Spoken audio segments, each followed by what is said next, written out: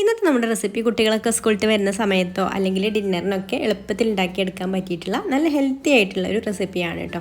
അപ്പോൾ ഇത് നമുക്ക് കറിയൊന്നും ഇല്ലാതെ തന്നെ കഴിക്കാവുന്നതാണ്. അപ്പോൾ നമുക്ക് എങ്ങനെയാണ് ഇത് റെഡി ആക്കുക എന്നുള്ളതൊന്ന് നോക്കാം. അപ്പോൾ ആദ്യം തന്നെ ഇത് ഉണ്ടാക്കാൻ വേണ്ടിയിട്ട് ഞാനിവിടെ 1 കപ്പ് ഗോതമ്പ് പൊടിയാണ് എടുത്തിട്ടുള്ളത്. അത് നമുക്ക് ഈ ഒരു ബൗളിലേക്ക് ഇട്ട് കൊടുക്കാം.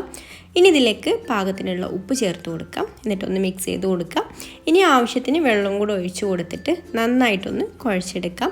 നല്ല സോഫ്റ്റായിട്ട് തന്നെ കുഴച്ചെടുക്കണം കേട്ടോ. ചപ്പാത്തി മാവിനേക്കാളും ഒന്നും കൂടെ ലൂസായാലും കുഴപ്പമില്ല. നല്ല സോഫ്റ്റായിട്ടൊന്ന് കുഴച്ചെടുത്താൽ മതി. എന്നാൽ ഒരുപാട് വെള്ളം കൂടി പോവുകയും ചെയ്യരുത്. അപ്പോൾ വെള്ളം ഒഴിച്ചെടുക്കുമ്പോൾ കുറേശ്ശെ ഒഴിച്ച് കൊടുക്കാം. എന്നിട്ട് ഇതുപോലെ നല്ല സോഫ്റ്റായിട്ട് ഞാനിവിടെ കുഴച്ചെടുത്തിട്ടുണ്ട്. ഇനി ഇതിൻ്റെ മുകളിൽ 1 ടീസ്പൂൺ ഓയിലും കൂടെ ഒഴിച്ച് കൊടുത്തിട്ട് അതൊന്ന് എല്ലാ ഭാഗത്തും ആക്കി കൊടുത്തതിന് ശേഷം നമുക്കിത് അടച്ചു വെച്ചിട്ട് ഒരു 15 മിനിറ്റ് ഒന്ന് റെസ്റ്റ് ചെയ്യാൻ വേണ്ടിയിട്ട് മാറ്റി വെക്കാം. അപ്പോഴേക്കും മാവ് നല്ലതായിട്ടൊന്ന് സോഫ്റ്റായിട്ട് വരും. അപ്പോൾ 15 മിനിറ്റ് കഴിഞ്ഞിട്ടുണ്ട് കേട്ടോ.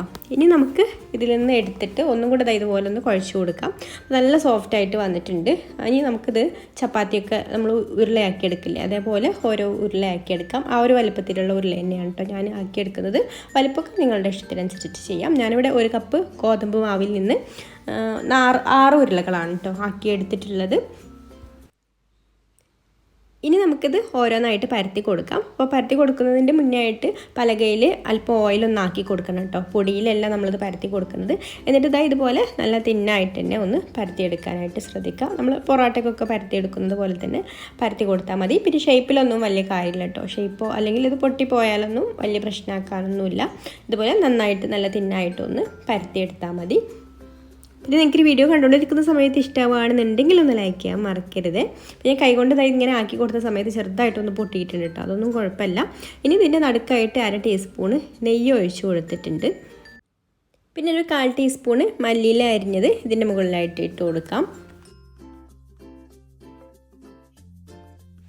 ഇനി ഒരു നുള്ളു ഉപ്പ് ചേർത്ത് കൊടുക്കാം. ഉപ്പ് കൂടി പോകരുത് കേട്ടോ. നമ്മളിത് മാവ് കുഴച്ചെടുത്ത സമയത്ത് ഉപ്പ് ചേർത്തിട്ടുണ്ട്. ഉപ്പ് കൂടി പോകരുത്. പിന്നെ ഒരു 1/4 ടീസ്പൂണ് ക്രഷ്ഡ് ചില്ലി ചേർത്ത് കൊടുത്തിട്ടുണ്ട്. അതുപോലെ ഒരു നുള്ളു മുളക് പൊടിയും. ഒരു മുളക് പൊടി ഒരു കളറിന് വേണ്ടിയിട്ടാണ് കേട്ടോ. അപ്പോൾ അതും കൂടെ ചേർത്ത് കൊടുത്തിട്ട് ഇതുപോലെ കൈ കൊണ്ട് ഒന്ന് എല്ലാ ഭാഗത്തും ഇതൊന്ന് സ്പ്രെഡ് ചെയ്ത് കൊടുക്കാം. എന്നിട്ട് ഒരു കത്തി വെച്ചിട്ട് നമുക്ക് ഇതിൻ്റെ ഈ ഒരു ഭാഗത്തായിട്ട് ഇങ്ങനെ ഒന്ന് വരഞ്ഞു കൊടുക്കാം. ഈ ഒരു വരയിടുന്ന ഭാഗം നമ്മൾ 2 സൈഡിലേക്ക് ആവരുത് കേട്ടോ. ആ ഒരു നടുഭാഗത്ത് മാത്രമായിട്ടാണ് നമ്മൾ ഇതുപോലെ ഒന്ന് കീറി കൊടുക്കുന്നത്. അപ്പോൾ ഇതുപോലെ ആക്കി കൊടുത്തതിന് ശേഷം നമ്മൾ ഇതുപോലെ ഒന്ന് ഇത് ചുരുട്ടിയെടുക്കുക. ചുരുട്ടി കൊടുത്തിട്ട് നമ്മൾ പൊറോട്ടയൊക്കെ റോൾ ചെയ്ത് എടുക്കുന്നത് പോലെ തന്നെ ഒന്ന് റോൾ ചെയ്തെടുത്താൽ മതി.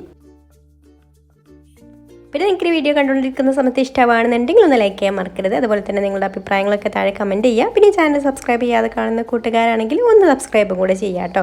അപ്പോൾ ഞാൻ പൊറോട്ടയൊക്കെ റോൾ ചെയ്തെടുക്കുന്നത് അതുപോലെ തന്നെ ഇങ്ങനെ റോളാക്കി ചുറ്റി വെച്ചിട്ടുണ്ട്.